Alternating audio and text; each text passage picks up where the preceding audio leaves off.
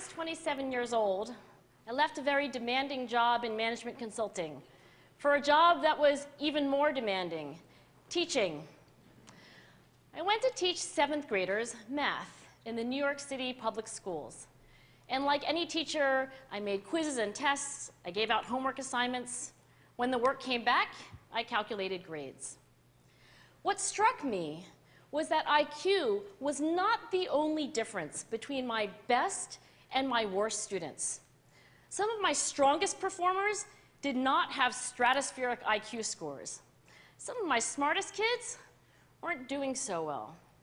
And that got me thinking. The kinds of things you need to learn in 7th grade math, sure, they're hard. Ratios, decimals, the area of a parallelogram. But these concepts are not impossible. And I was firmly convinced that every one of my students could learn the material if they worked hard and long enough. After several more years of teaching, I came to the conclusion that what we need in education is a much better understanding of students and learning from a motivational perspective, from a psychological perspective. In education, the one thing we know how to measure best is IQ. But what if doing well in school and in life depends on much more than your ability to learn quickly and easily? So I left the classroom and I went to graduate school to become a psychologist. I started studying kids and adults in all kinds of super challenging settings. And in every study, my question was, who is successful here and why? My research team and I went to West Point Military Academy. We tried to predict which cadets would stay in military training and which would drop out. We went to the National Spelling Bee and tried to predict which children would advance farthest in competition. We studied rookie teachers working in really tough neighborhoods, asking which teachers are still going to be here in teaching by the end of the school year. And of those, who will be the most effective at improving learning outcomes for their students? We partnered with private companies asking which of these salespeople is going to keep their jobs and who's going to earn the most money. In all those very different contexts, one characteristic emerged as a significant predictor of success. And it wasn't social intelligence, it wasn't good looks, physical health, and it wasn't IQ. It was grit. Grit is passion and perseverance for very long-term goals. Grit is having stamina. Grit is sticking with your future, day in, day out, not just for the week, not just for the month, but for years, and working really hard to make that future a reality. Grit is living life like it's a marathon, not a sprint. A few years ago, I started studying grit in the Chicago public schools. I asked thousands of high school juniors to take grit questionnaires, and then waited around more than a year to see who would graduate. Turns out that grittier kids were significantly more likely to graduate, even when I matched them on every characteristic I could measure, things like family income, standardized achievement test scores, even how safe kids felt when they were at school. So it's not just at West Point or the National Spelling Bee that grit matters, it's also in school, especially for kids at risk for dropping out. To me, the most shocking thing about grit is how little we know, how little science knows about building it. Every day, parents and teachers ask me, how do I build grit in kids? What do I do to teach kids a solid work ethic? How do I keep them motivated for the long run?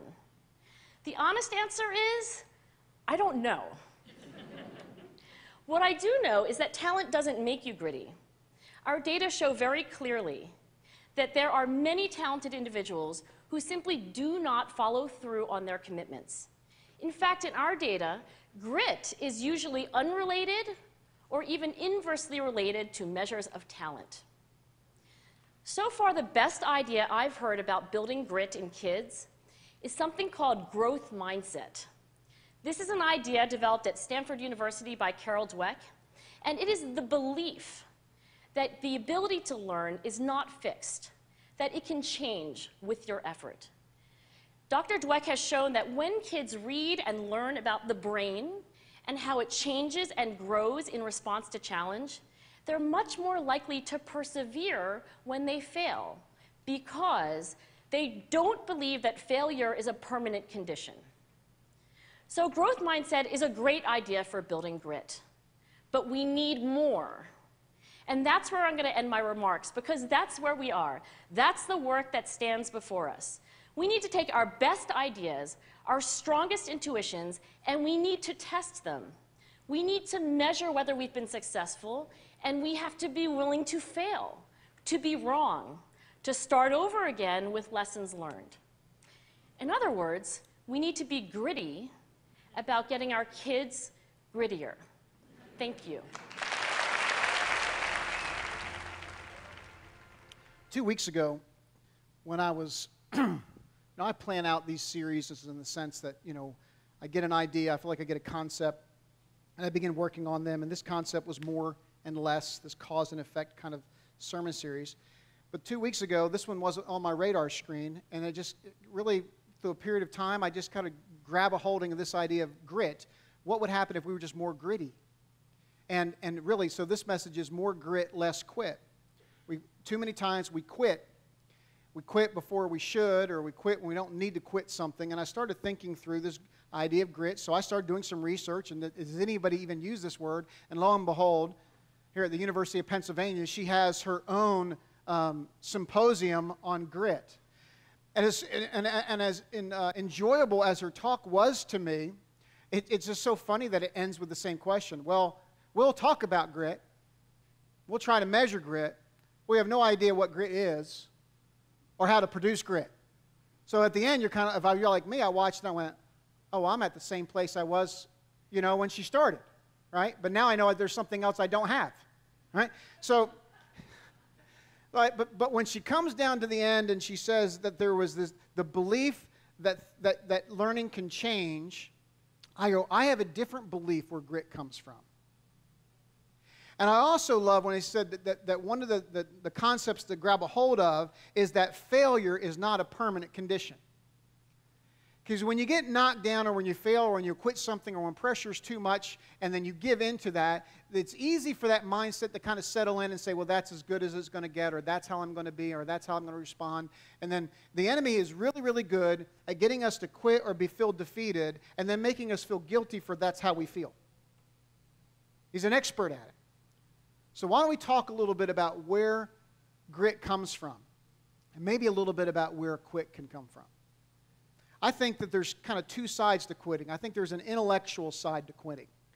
Part of the intellectual side of quitting is I quit when I determine that the reward of staying in doesn't match the effort needed to do so. So maybe I'll quit. Or I quit when it looks like I'm going to lose. I did that with my mom with Monopoly growing up. Once she got Boardwalk, I was out.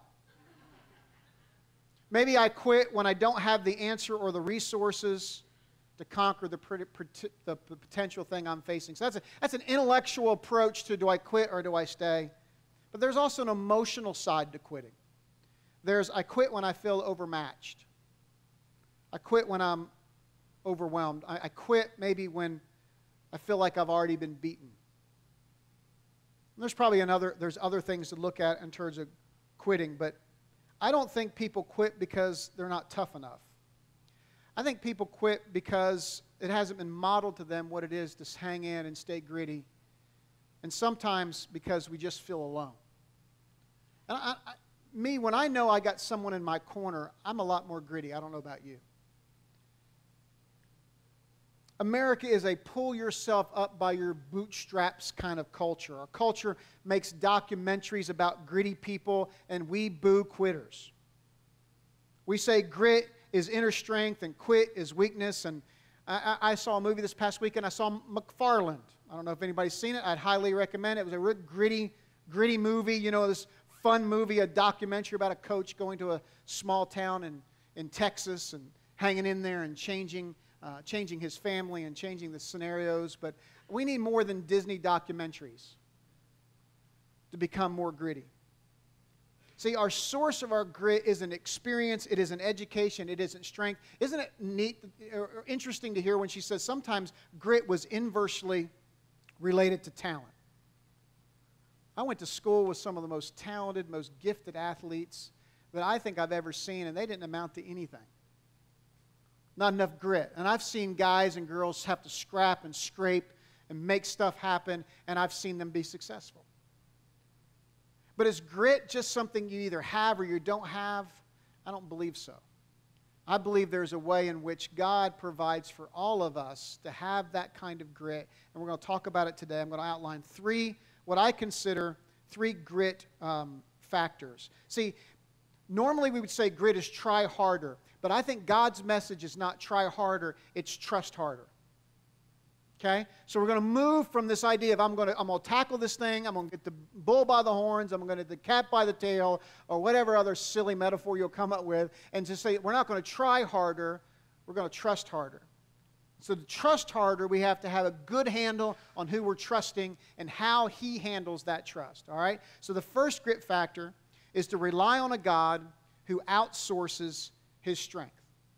Rely on a God who outsources His strength. Let's read in 2 Chronicles chapter 16, a little historical account, a snippet of a historical account that give you an idea where I'm coming from. At that time, Hanani, the seer, came to Asa, king of Judah, and said to him, "Because you relied on the king of Aram and not on the Lord your God, the army of the king of Aram has escaped from your hand. Were not the Cushites and the Libyans a mighty army with great numbers of chariots and horsemen? Yet when you Lord, He delivered them into your hand." And this is the verse. "For the eyes of the Lord range throughout the earth to strengthen those whose hearts are fully committed to Him." You think about that verse. Who is the active party in that verse? For the eyes of the Lord range throughout the earth to strengthen those whose hearts are fully committed to Him. And then the prophet says, "You have done a foolish thing, and from now on you'll be at war." So this is the scenario. The king of Judah saw that was going to be an inevitable loss to the king of Israel. Now prior, he'd been in a situation similar to this in the past. The prophet's telling us that. And in that instance, the king relied on the Lord, and the issue was resolved. But in this instance, for whatever reason, he chooses to come up with a solution of his own doing, his own creativity, his own ability, and he gets with another king. He works out a treaty arrangement, and literally the problem went away. So he's thinking, problem went away, I did good, all solved, and then the prophet shows up. And when prophets show up, they just always mess stuff up. Okay? The prophet shows up and said, "You think the situation is resolved, but because you did not rely on the Lord and you relied on yourself, war will be at your doorstep the rest of your reign." Hard word. Why? Because it wasn't that his grit, it was he put it in a different place and he trusted what he could produce. Now, I love when a scripture says that the eyes of the Lord range throughout the earth. So if you've ever wondered, and I know you have, unless you're just completely different than me, I've been in situations where I've asked God this question: and where are the heck you? I'm a little confused that you don't understand what's going on up right here. Why has this escaped you? And the harder question is, if it hasn't escaped you, why hasn't this gone away?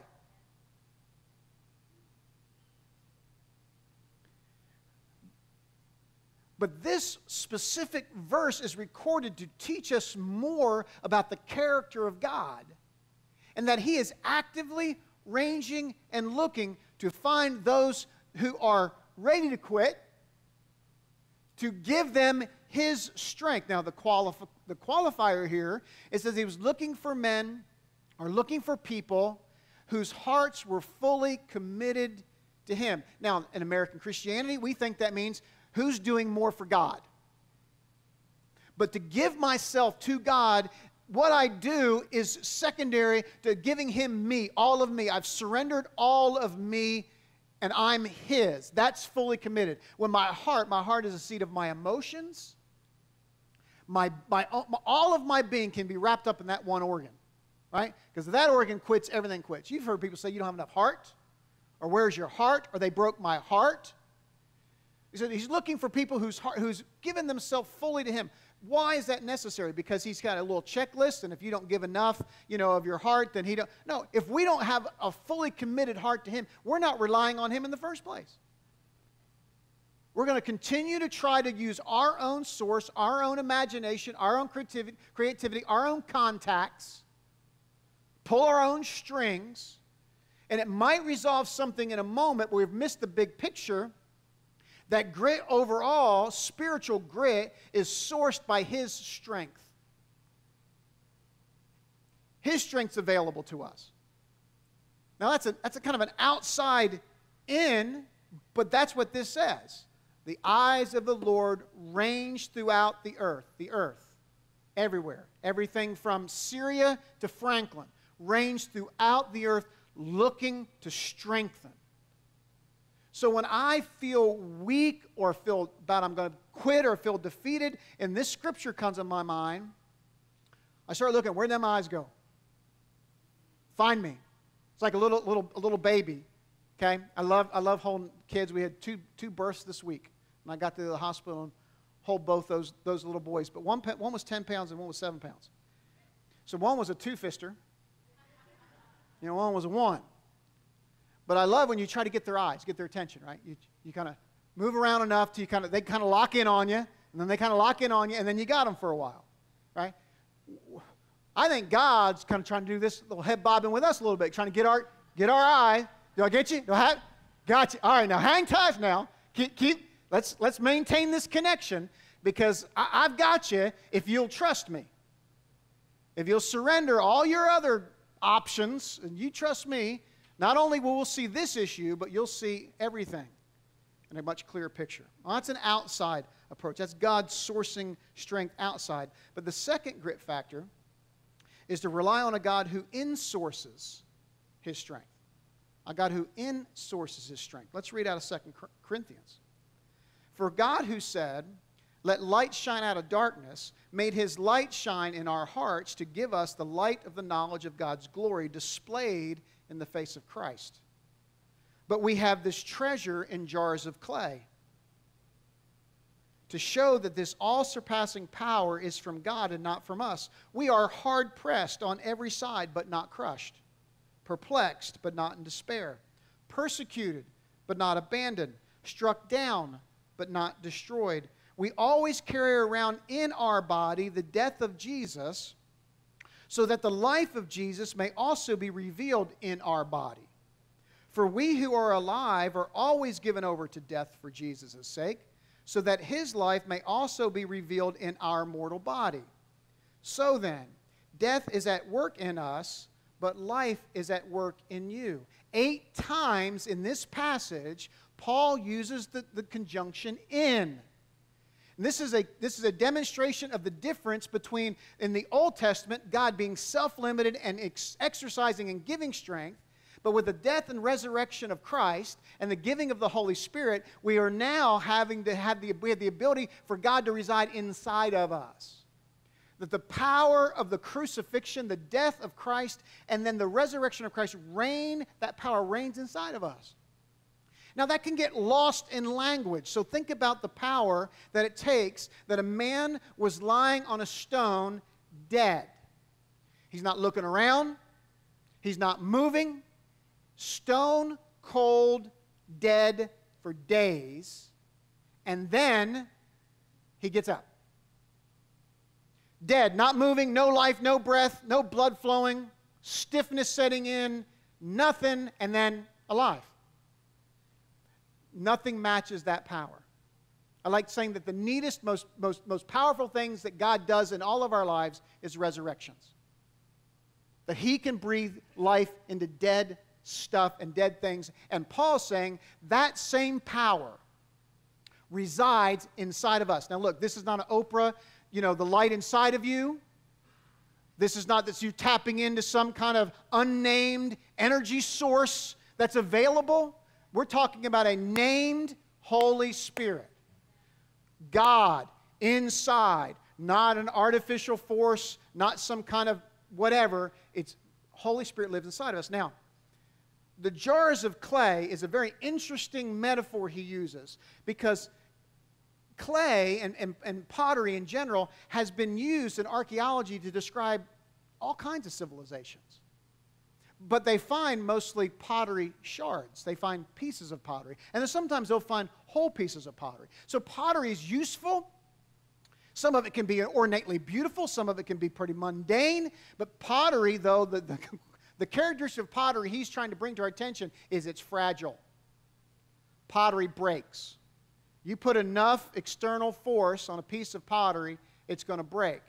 And he's saying that we carry this all-surpassing power in these fragile vessels, and we do so because when we do demonstrate grit and when we do spiritual grit, it points to, wow, how can they stand up underneath that? Well, it's because of God's all-surpassing power, and there's no way they can do this on their own. And Paul's saying, look, you're watching that come through me, and I'm showing you that I'm nothing special except for the power that rests in me from Christ, and you have that same power.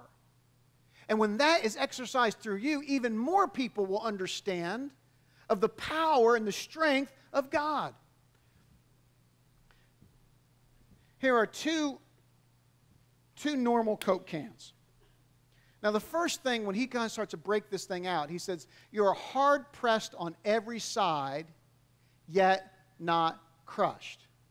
All right? Well, how is that? How can you be hard-pressed on every side, but not implode, not just get crushed? And I think this is a good way to demonstrate. This is a little physics lesson. We did a TED Talk on education. We got a little physics lesson right here. Okay, this is one-stop shop today, okay? So here's a Coke can, and I'm going to exert pressure, and I think you would say this is hard-pressed on every side, per se. I'm going to exert pressure on this can, and it didn't even take that much pressure, and the can crushes. Someone, you think, no, I've trimmed a little bit, okay? All right. Same Coke can, per se, right? I mean, it just looks the same. Now, I'm going to exert pressure on this Coke can. Now, obviously, one can, right, is now full, and one can is empty. So what really is happening here is this can is pressurized too, right? So when I do this, you go, if you're Coke lovers, yeah, you go, right? Excuse me, how much, but the physics behind this is when there's pressure inside that exceeds the pressure outside, then nothing happens to the container. I learned this when I was working for my dad at the gas station. That once the pressure in the tire matched the pressure of the PSIs being pushed into it, once those things equaled out, no more air would go in the tire. Because there was the same amount of pressure forcing itself this way as this way, and it stopped. Now I want you to think about that. The acknowledgement Paul is saying here is that we will always live in a time and a place where we can be hard-pressed on every side. And the question isn't, because I go, if you got the power to keep me up when I got pressure, don't you have that same power to keep the pressure from coming? It's a logical question. I'll tell you why it's a bad question in a minute. So he says, because we have the power of Christ inside of us, the resurrection that breathes life into dead things, it exerts more pressure this way against anything being pressed this way. And that's why we can have an outsourced strength of God coming in, and we can have an insourced strength of God. Man, he breaks it down even further, right? When he says perplexed, but not in despair. Perplexed says, I don't have any hope. Perplexed says, I can't figure this out enough. I can't see a way out. And Paul says, you might be perplexed, but listen, with the power, the resurrection power of God inside of you, you're not in despair. You still have hope. How about persecuted but not abandoned? I guarantee you, those 21 men marching on that beach, I didn't see anybody try to run away. That we'll face persecution. But like I said, if I come alongside of you or a family member comes alongside of you, something, you feel better. You feel like somebody's with you. How does that change when Christ himself comes alongside of us? I'm still being persecuted, but I'm not abandoned. I'm not standing here on my own. And the last one he says, struck down, but not destroyed. That even if you take my life, I'm not out.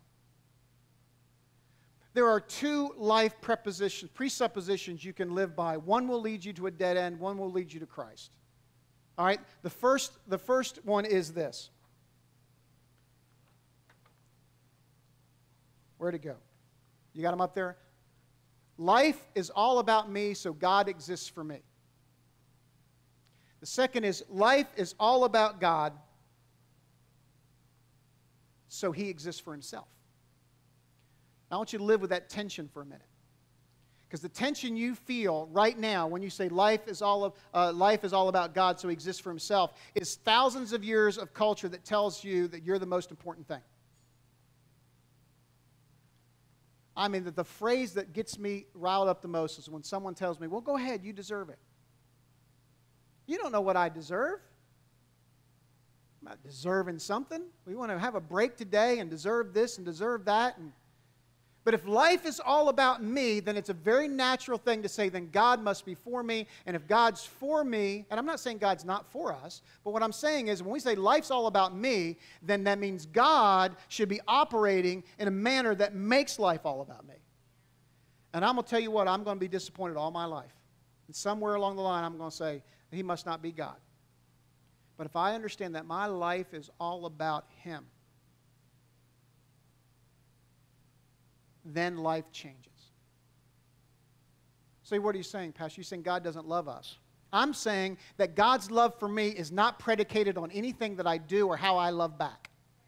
Okay? So I love my wife with all my heart, but we probably would not have got married if she didn't love me. Right? But God loves me and has loved me at my very worst. And when I was sinful and away from Him. So for me to just revel in God's love is to revel in God and who He is and His character, not in anything that I could ever do to warrant any of His love for me. And when I live my life realizing that, things change.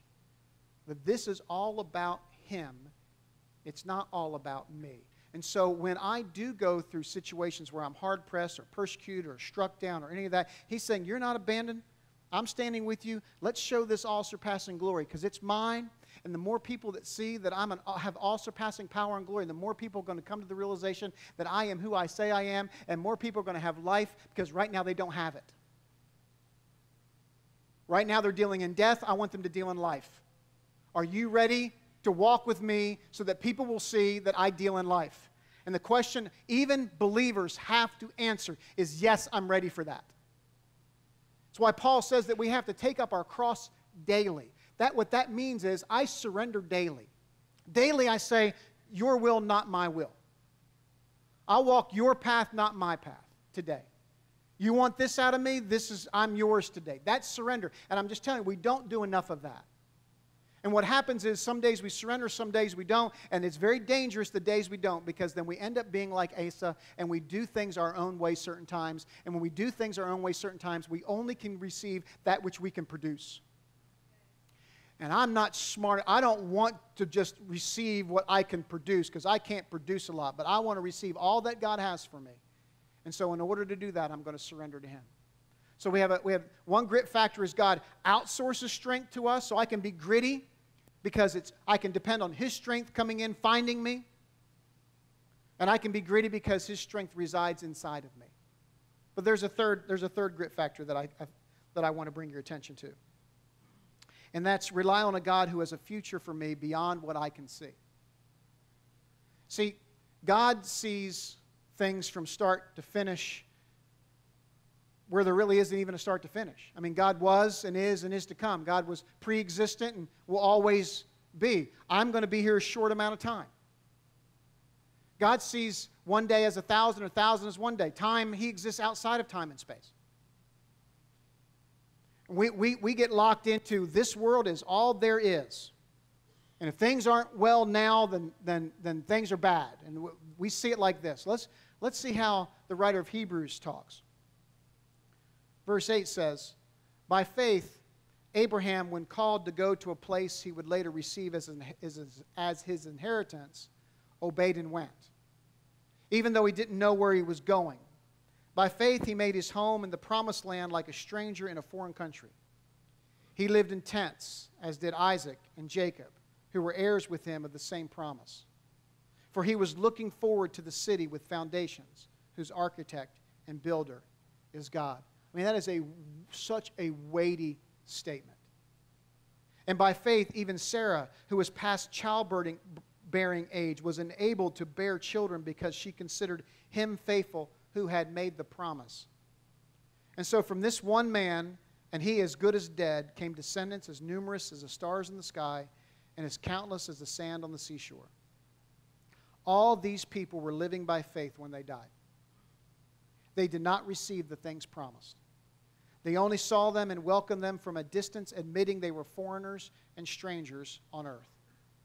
People who say such things show they are looking for a country of their own.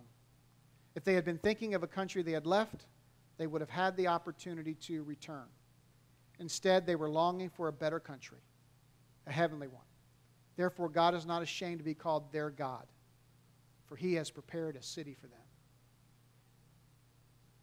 How were these saints that get documented in Hebrews 11, how were they able to continue and move on? And it says right there, because he specifically and every other of these Old Testament saints was looking forward to a city whose foundations and architect and builder is God. And if we're not careful, we get too attached to what we have, and we get too attached to this life. I like my life. I love my life. But if I start worrying about this life and what I can do, I'm going to tell you it's going to lend itself to quitting more than it is to be gritty and keep following through, because this life is not all there is. I don't know when that starts to sink in for believers. I don't know if it starts sinking in or you grow into it. I don't know. But we live so much like trying to get from point A to point B in the fastest, most convenient way. And God has never designed our life to go from point A to point B in the most convenient and fast and easy way. He has His plan for all of our lives to go to point A, and when we get to point B, there's a bunch of people with us that they've understood and seen. It's all surpassing glory of all the junk we've walked through and dealt with. They're seeing the power of God resonate and keep us whole. Listen, God does not, and I don't know if I can even unpack this right, and I might be picking up the pieces of this for a while. So God doesn't revel, and Pastor Tomberlin talked a little about it last week, He doesn't revel in our brokenness, that we're broken and shattered and things are messed up.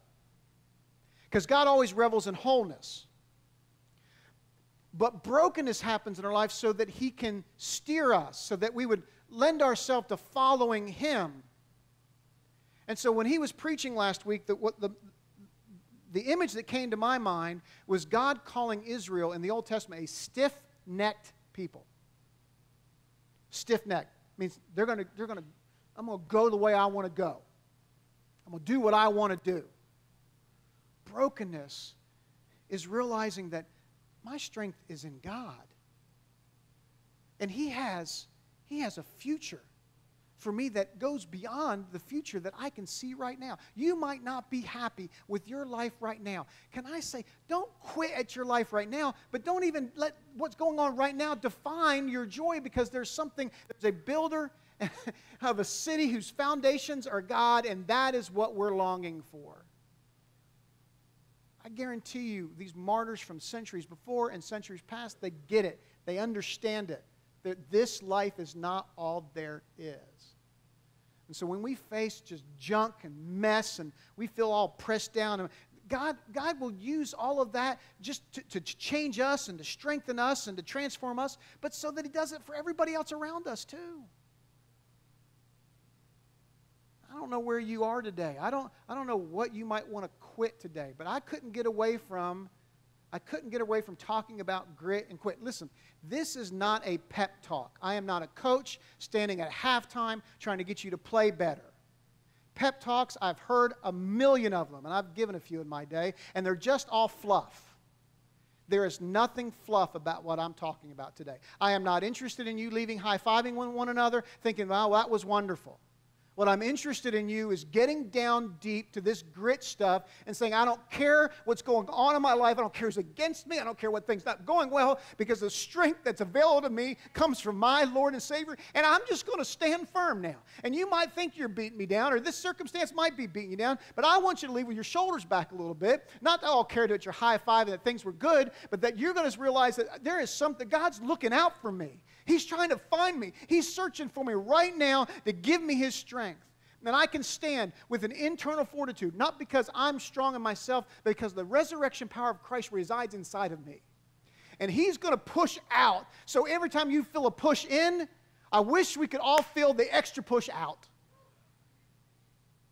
Instead of just taking it in the jaw and just getting back up because that's what we do, maybe we sit, maybe you lay down a little bit on the ground. Maybe you feel the punch a little bit, and then start feeling the power of Christ come back inside of you saying, okay, how'd that feel? That hurt? You okay? Yeah. I fell on the drive. I've reached that age I fall. Driveway's covered in ice. Aaron, come on up with the band. So my driveway's covered in ice. And my wife told me, as a loving wife does, and that has a stubborn husband, responds to that loving, be careful, honey, the driveway's icy. Well, duh, you know, yeah, I know the driveway's icy. And that thought, fortunately, did not come out in words, because as soon as I had that thought, I went down hard. I went down hard on this shoulder. It was just it was a cartoon, okay? It's the feet up and everything down, bang. And then I just laid there. Because again, at a certain age, you start going, okay, is the foot moving? Okay, hands are working. And then, you know, she's panicking, but I'm okay, I'm going to make sure everything works. All right, you know what, I guess I'm okay, and I'll get up. And so toughness and spiritual toughness isn't that you refuse to get knocked down. Sometimes you kind of lay there for a little bit and you go, you know what, wait a minute. No, I'm going to be all right. I know that hurt. I know I got to take a minute to catch my breath. I'm okay. And when we act gritty in our faith, it changes you and it changes the people around you. So I got to believe that a message on grit has to be given in a context where there's some people ready to quit. Or why else talk about it? And so they sang this song, My Confidence, and they're going to sing it kind of as our conclusion to our service. But I want you to come up to the altar today and not be, because I know it can be kind of embarrassing sometimes. You know, you're going through something and you think you should be tougher and you're not. And why fake it? It would almost be foolish today for you to be in a position where you've been kind of overwhelmed or feel like you're going to quit a little bit and walk out and not stand with Christ in this moment. Now, it's not that if you don't come to the altar today or turn around and pray at your chair that somehow God's not going to give you the strength or whatever. But listen, I know that when someone stands with me, I'm always stronger. And then when I know Christ is standing with me, I can do anything. And I just pray today that you'll leave here with a spiritual grit, knowing that God's strength, outsourced, insourced, and He has a plan, and not just a plan, not an earthly plan. We have a home that far supersedes anything that we'll ever dream of. There's going to be, now we see, Paul says, we see through a glass darkly, but then we'll see Him face to face. And then everything is going to change. Everything will change. You go, wow, and I was worried about that. That took me out. This is what I was waiting for. So as I sing, I would just invite you to come up. Anyone who wants to pray in an altar, I want you to invite you up and pray. We'll pray with you. We'll close out with a benediction. Only you can tame the sun and tell it when to rise and set. Only you already live in all the days I've not seen yet.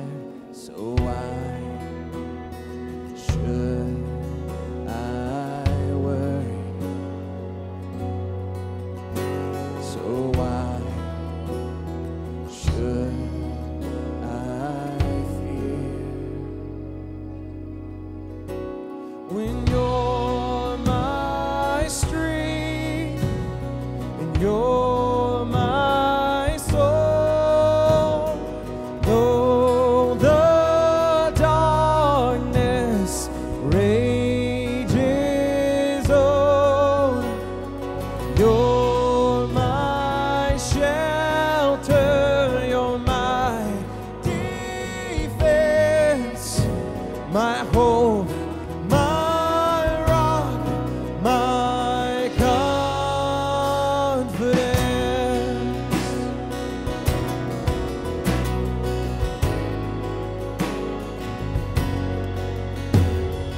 Only you would choose to make yourself a prisoner of the grave.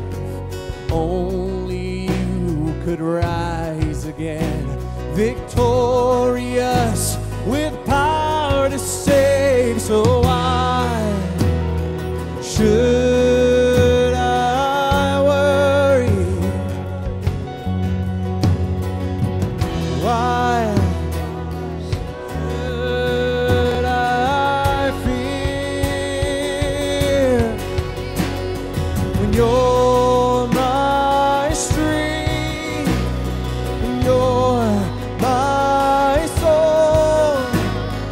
Though the darkness rages on, you're my shelter, you're my defense, you're my hope, my rock, my confidence. I won't be shaken, I won't be moved. Time after time, you've always proved that you won't be shaken, you won't be moved. I am forever covered by you. I won't be shaken, I won't be moved. Time after time, you've always proved that you won't be shaken, you won't be moved. I am forever covered by you. I won't be shaken, I won't be moved. Time after time, you've always proved that you won't be shaken, you won't be moved. 'Cause I am forever covered by you. So why should I worry? Oh, why should I fear? Oh, why should I worry? Oh, why should I fear when you're my strength and you're my soul? Though the darkness rages on, you're my shelter, you're my defense, you're my hope, my rock, you're my confidence, you're my hope, my rock, my confidence.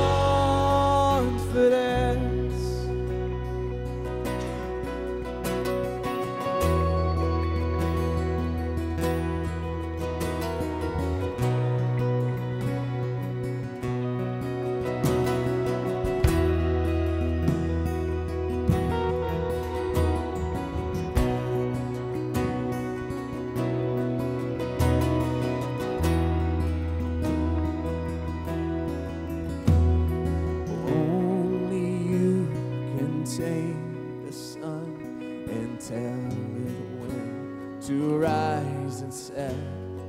Only you already live in all the days I've not seen yet. So why should I worry? Oh, why should I fear? Can we sing it together?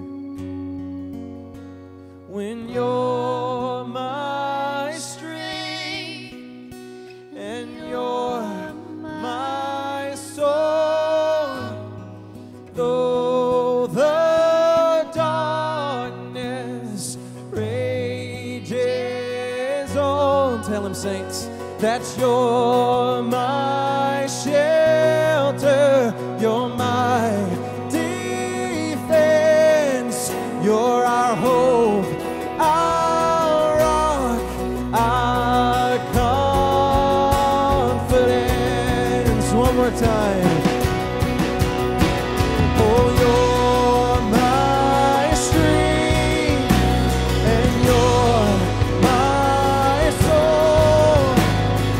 Though the darkness rages on, you're my shelter, you're my defense, you're my home, my rock, you're my confidence, you're my home, my rock, my confidence.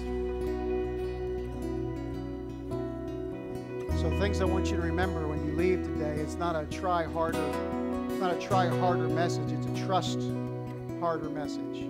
All of it was based on the reliance on God and not a reliance on myself. I could quote you 100 scriptures today that would match this message, but I want to leave you with two.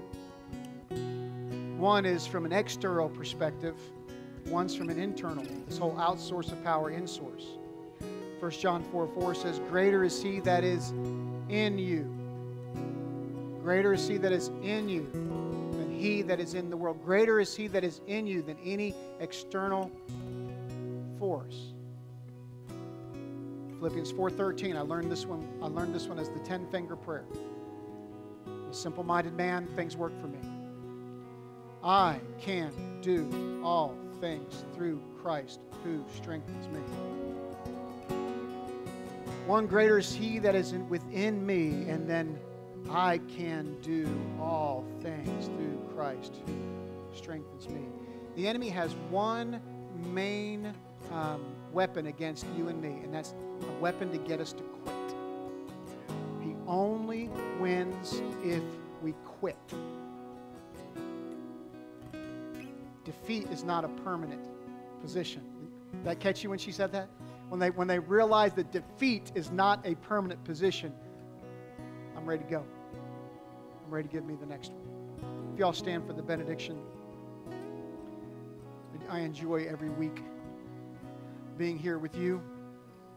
Pray God's grace on you. If you are a guest today, my wife and I would love to have the chance to meet you and shake your hand, give you that gift, that CD, remember that connection cards are on the back. If you might have put it already in the offering, but we'd love to have the chance to meet you right outside these double doors. She told me I said that at 9 o'clock. I never went. So I'll be there. I'll be there. Now for the benediction. May the Lord bless you and keep you. May He make His face to shine on you, be gracious to you, and grant you peace. You're rising up and you're laying down and you're going out and you're coming in both now and forevermore. God bless you. God bless you. Don't quit.